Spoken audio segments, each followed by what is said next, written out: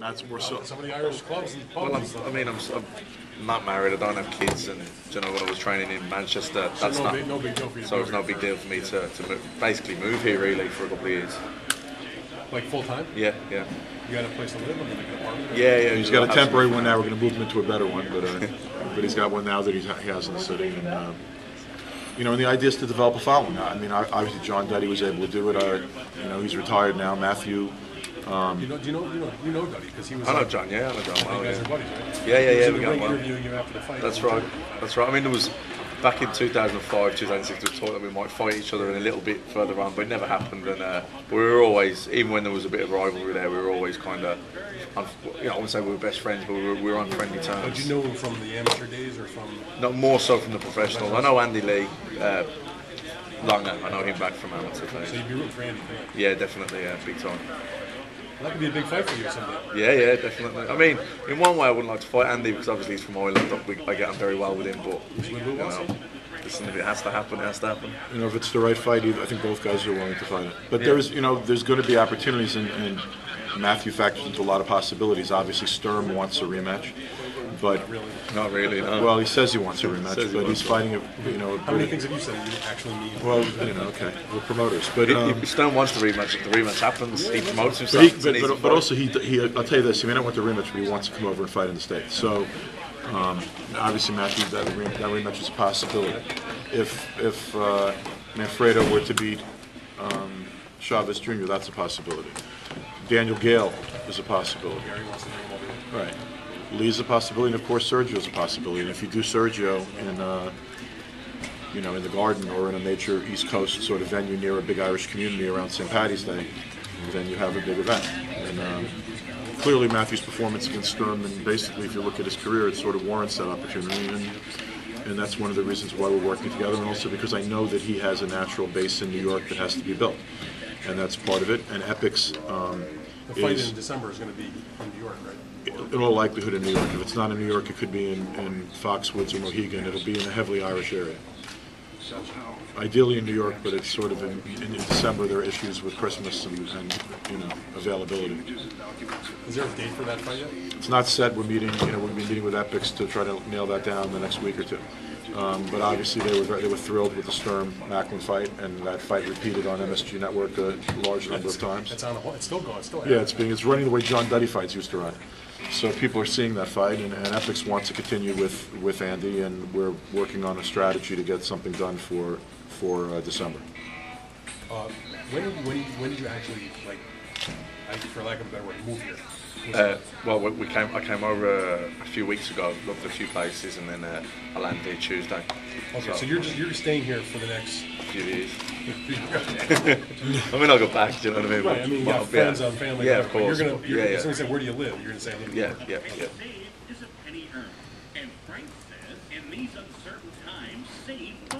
Now, how do you feel about the atmosphere in New York City? Are you becoming more accustomed to it? I've been many times. I fought in Atlantic City and Philadelphia in 2005, just at 8-round level. But and you have a cousin in New York too, right? I had an uncle in Yonkers, yeah. And I have a cousin also living in Queens, so it's not too bad, not too lonely. And I like New York, and I'm looking forward to it. I mean, obviously you said that you would like to have a fight with Sergio Martinez, possibly later down the road. Tell me, from your perspective, how do you think that fight will break down? I mean, he's on top of his game, and he's the #1 in the division, and rightly so. But I do feel he's more of a junior middleweight rather than a full-blown middleweight. I'm a fairly big middleweight. I'm a big punching middleweight. I've got a very good chin, and I throw a lot of punches. I think I'll be a very, even from Sergio's point of view, he sees it as a dangerous fight and a tough fight.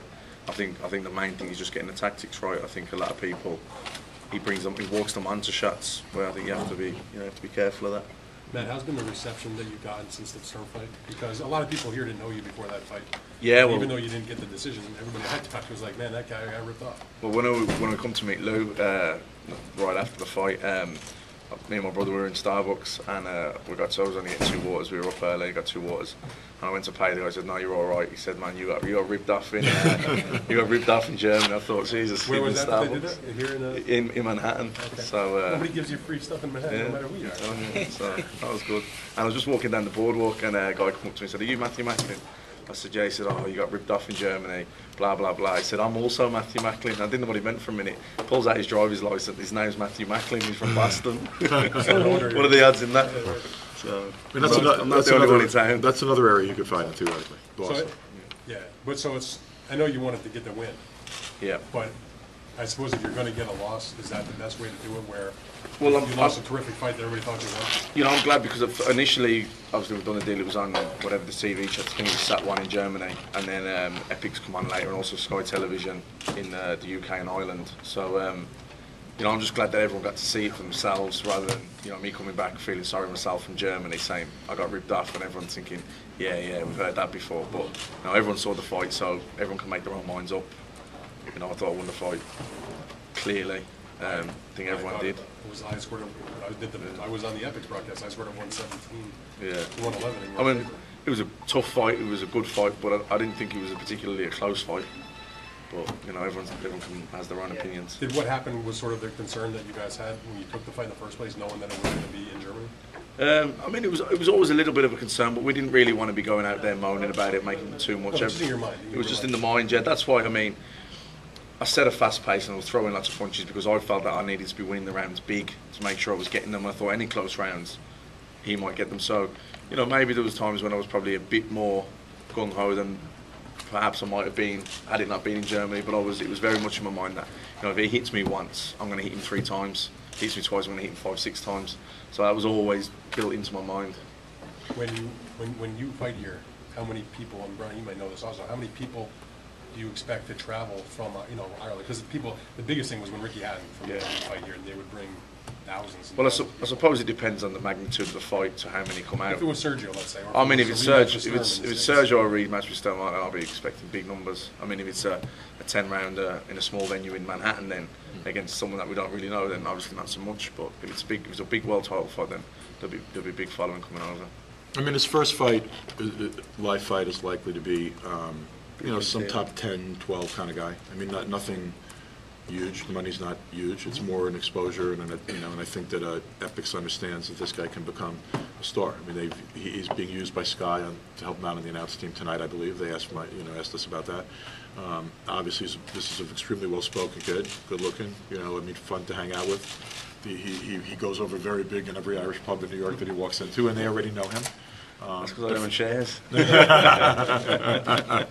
But they know him, and frankly, it makes a big difference to go in and meet these people. And that's how, the McLaughlins worked with Duddy when Duddy was picking up. Because Duddy, frankly, back then wasn't the kind of kid that really liked to go to he had his own little haunt, and he was with his girlfriend, and he really didn't like to bop around and meet people. The McLaughlins did a lot of that for him.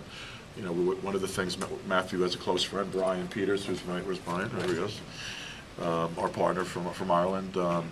He has a close friend in New York that owns 17, or is it how many clubs? Yeah, a few buddies. He's got 17 bars and Irish clubs, and he was circulating him through all of those. So we expect a very strong crowd for his first fight here. And even back to the days like Jerry Cooney and any good Irish fighters always the Irish people like fighting, man. They like boxing. Obviously, the Gaelic games are the national sports, but boxing would be high up there. So they've always been well supported over the years. And obviously, like you said, other fighters coming over. When Barry McGuigan came over, and even they've always had a big following. So, what do you think when you look at the division? Sergio is the champion. He fights tonight. That would, I assume, be your goal to land that kind of opportunity. But it's not a star-studded division, but there's talented guys. Whether it's Andy, Brian Winner, or it's Sturm again, or then there's other guys. I think there's a lot of good fighters in the middleweight division. What he probably doesn't lack, what he lacks a little bit of his marquee names. But I think talent-wise, there's you could look at it and you could think nearly a year or two down the line, it could be one of maybe the best divisions. Just need guys to kind of establish themselves a bit more. But I think Sturm was well established. He would have been thought of that he was number 2 only to Sergio. Because I went over there and everyone's seen the fight, so I think I proved myself to be one of the best middleweights in the world. So, a fight with Sergio is something that I'd love here, definitely. How legit do you think that is? Will HBO go for that? Yeah, I believe so. I think one of the reasons why I also want him to get another television exposure before attempting to make that fight. I mean, and maybe two. We'll see what presents itself. I mean, we'll see what presents itself. But obviously, he's going to get a major fight at middleweight. It's going to be fairly quick. But I do think it's important. We're very happy that Epix has supported Matthew, and there's a likelihood again is if it's on Epix, it probably will get a delay on MSG, and a lot of people will see it, and that's the aim. To put Matthew in front of as many people as possible. And it's good that Sky Television, televised the fight in Germany, and hopefully they'll continue to do so here, so I can keep the support up in Ireland and the UK and across Europe as well. You don't want to lose that either, because. And we have a very strong relationship. Now Frank Warren started his own network in the UK. Sky is going to be looking for programming that's of importance and interest in the UK. Matthew obviously is very You've been on Sky a bunch of times, right? Yeah, my whole career. I mean, I've Right, on Sky. Right. Yeah. So I've already spoken to Matchroom and Eddie, Eddie Hearn and Barry about helping us out in the UK if necessary, and we he will be televised in the UK and in Ireland when he fights, including his first fight. But my real desire is to get him in front of the American crowd, get in front of an Irish crowd, build a following in New York, because frankly we need to do that. Let's say Barker wins the title. Yeah. That would be a huge fight over in the UK. That would be a huge fight. That would be a huge fight. And for that type of fight, there's definitely a chance that obviously we have a rematch clause on Barker, but there's also a chance that for that kind of fight, if the deal is pre-made, that Matthew could fight Barker in between with the winner fighting Sergio. Is your rematch clause with Barker immediate, or does he have an option to do one in between? I'm guessing that, knowing myself, it's immediate.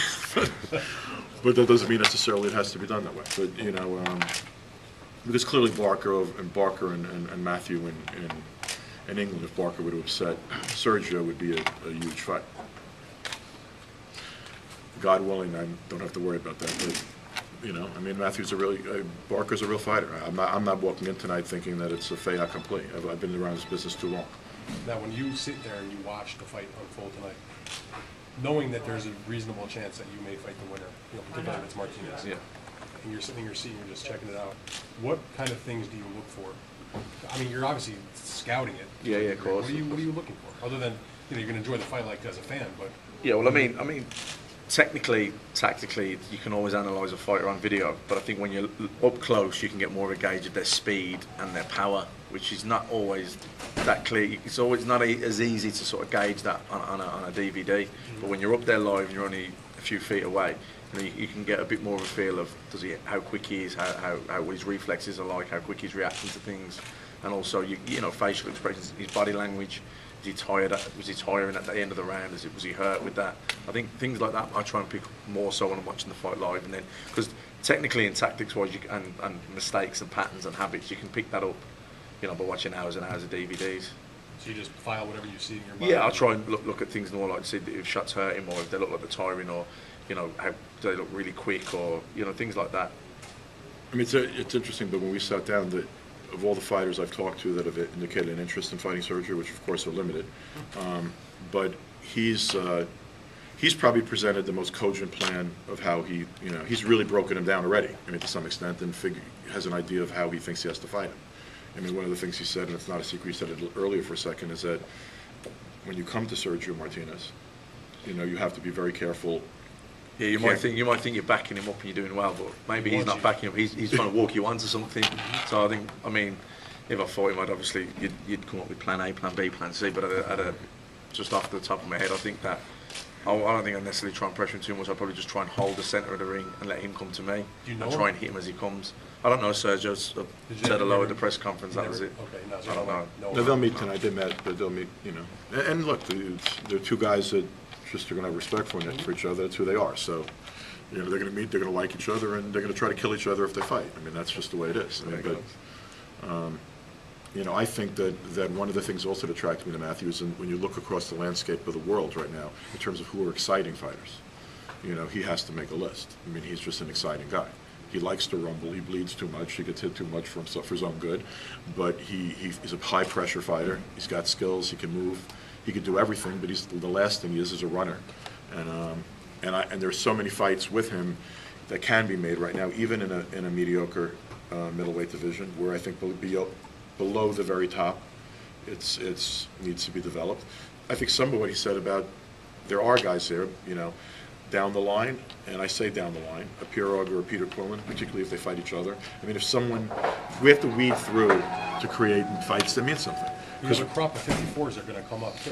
Exactly, and then those guys, when they come up, you're going to have a division that's reinvigorated, and he's building a market in the meantime, possibly getting the big fight in March, but he's going to get a big fight very soon, even if it's not Sergio. I mean, there are so many other possibilities, and he's on the short list of the top of the division. I mean, who is there? I mean, there's you can make a very strong argument he's number 2 right now at 160.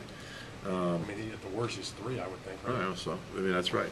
So, it's a good time for Matthew, and I think that also I'm very impressed by, when I talk to Matthew, when I talk to Brian, the understanding and the willingness of building a following in America, making use of the fact that, that whole little area between New York City and Boston is riddled with, Irish Americans, and if you go to the Bronx and Queens, there are parts of it that are friggin' Ireland, and it's why Duddy was able to be such a star, why his fights are still replayed on MSG Network, and one of the reasons why the Matthew Macklin Sturm fight was sensational. But they're replaying that every week, and part of it is that there's an Irish contingent that'll watch it more than once. So it wasn't the worst fight to watch. It was a terrific fight to watch. And the other thing is there are fights I can make for him.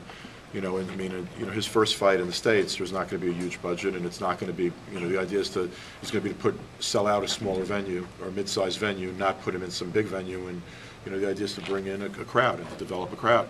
But there are guys in there because of his style of fighting that you just can't have a bad fight. Guys that has more class than. Where you want to have the fight? I mean, possibly the Beacon Theater would be a perfect place. The problem with the Beacon Theater is the holidays. But we've been looking at the Beacon Theater as a possibility. That's where, like 54th Street or something? It's on Broadway and 74th Street. The Garden has expressed interest in doing, Matthew's fight in a smaller venue, but again, it's in the theater? Yeah, potentially. And then also you have Foxwoods and Mohegan Sun as possibilities. Mid-sized venues in Boston. I mean, we're going to look at any place, but really our desire is to fight in New York. I mean, our desire is to fight in New York, and I think that's what we're going to really try to do. And we could even get super creative if the Garden doesn't have availability and do something like the Apollo Theater or some other venue that has, pizzazz, but is more of a mid-size or smaller venue.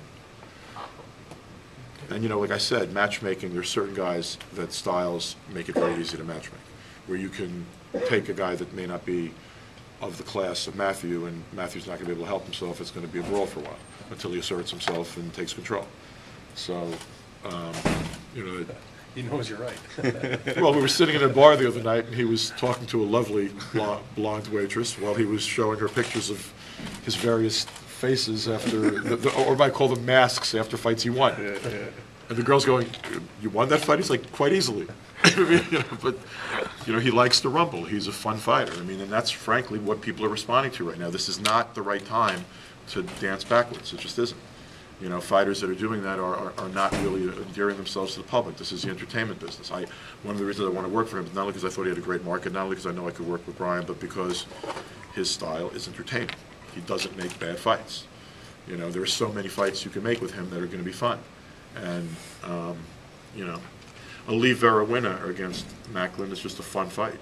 It's just a fun fight. And if Sturm ever got over here again, and we can get him to do that and make that fight over here, that's just a fun fight. You pair it with the right fight, and you put him in the right venue, and it's a great fight. The idea of an eliminator with one of these big names, or unification, if he were to beat Sturm, obviously a fight with Sergio is unifying the ring belt, the best middleweight in the world, with another belt. I mean, Daniel Gale comes over here, and frankly, I think Gary's got to do I know that Gary's talking about doing the same thing, bringing Gale over here and letting people see him. Because in the middleweight division, if a Gale and a Macklin fight, and the winner of that fight against Martinez, if Martinez gets past Barker, if he keeps winning, it becomes a very big fight. And that's what we have to do, because it's going to be very, very difficult to make fights for Sergio or Matthew or any of these guys with the Cottos or the Margaritos or anybody like that. Well, those aren't happening. Exactly. So that's why I'm attempting to make, in effect, matchups that lead to top-notch middleweight opposition for the title of the pound-for-pound middleweight champion, the best middleweight in the world. And I think that, I was very impressed with the Sturm fight. I was watching it like you were, and